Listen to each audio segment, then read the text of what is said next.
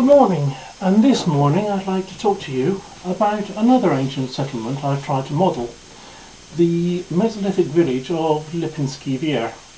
Now, yesterday I showed you a model I made of the kind of Mesolithic benders the hunter-fisher people used back in that period of European prehistory. Now, Lipinski Vir was a village on the Danube in Serbia. It was occupied from 9,500 or 7,200 BC, according to the radiocarbon dates, to 6,000 BC, where the people were pushed out through incoming Neolithic peoples coming up through the Balkans, bringing knowledge of farming and a more settled way of life from the ancient Near East. It was excavated from 1964 to 1971 by Professor Dragoslav Srjevic of Belgrade University. Now, the actual settlement itself is on the Iron Gates part of Danube, around Donji Milonovac. I hope that's how I pronounced it. Now, here's a map roughly of Europe at the time of the Mesolithic. Again, you can see up here how Britain is still connected via a land bridge to continental Europe, stretching right across that part of the North Sea towards Denmark, the Netherlands, and connecting us to northern France. And it also connects, obviously, the Danish islands with parts of the Baltic, which are underwater now.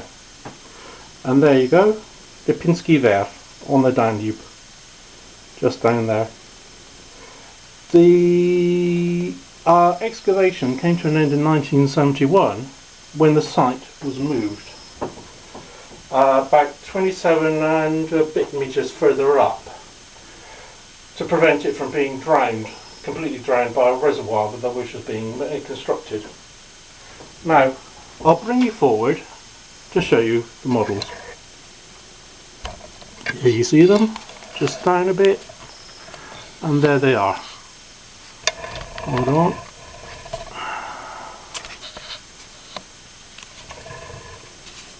There. Look a bit further, I think. Yeah. Now, they have an interesting tent-like construction, and were also built around the segment of a 360-degree circle and the equilateral triangle. And some people have pointed out that this shows some very sophisticated understanding of mathematics amongst the people at the time.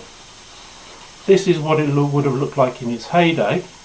There you can see the wooden front, and again a wooden rear. It's got something like a tent, a tent pole, a ridge pole, going along from front to back, as you can see, to hold up the roof. I think the roofs, the way they have been reconstructed, are turf,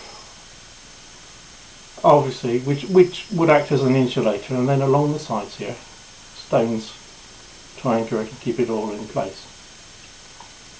Right. This model here shows the construction, shows its construction. Again, the ridge pole going from front to back, and then you have the posts actually holding it up, again anchored by stones. There you see the stones anchoring the sides there. And there, central ridge pole there, and at the back there amongst one of them, it's one of the many, holding up the roof and holding at the back there, protecting the end. And there you see the long line of logs and posts holding, not only supporting, resting on the roof actually, but also acting as a support for the turfs placed on top. Now, inside there was a hearth, just about see it there, the hearth, and this was often extended towards the back. It was made of rectangular stone slabs, and it was often extended towards the back by a long stone slab where there was an altar, and these altars could contain geometrical sculptures with rather abstract designs, or carvings of humanoids with fish-like characteristics, with a wide mouth, and it is believed that that was a shrine to either the village's ancestors or their gods, and their gods were fish gods. The people at the time were hunter-gatherers and fishers, gaining part of their food from fishing and collecting seafood.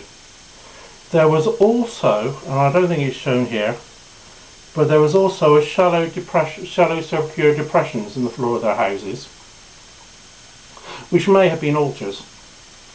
Now, the dead were buried in separate cemeteries outside of the villages, and there was one major town, or rather, one major village surrounded by 10 separate villages.